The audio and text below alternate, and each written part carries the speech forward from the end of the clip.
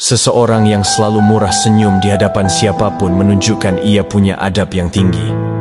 Senyumnya lahir dari hati yang bersih, hati yang sudah belajar melihat manusia dengan kasih sayang, bukan dengan kebencian. Dalam ajaran tasawuf, senyum bukan hanya soal wajah yang ramah, tapi tanda bahwa jiwanya dekat dengan Allah. Ia tahu bahwa setiap orang adalah ciptaan Tuhan yang harus dihormati.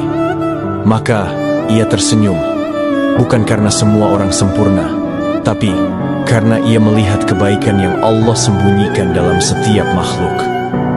Orang yang murah senyum telah belajar melepaskan amarah, membuang prasangka, dan menggantinya dengan doa di dalam hatinya. Dan tahukah kita, senyuman yang tulus bisa menjadi sedekah yang mengalirkan rahmat, membuka pintu rezeki, dan memperhalus jalan kita menuju cinta Allah.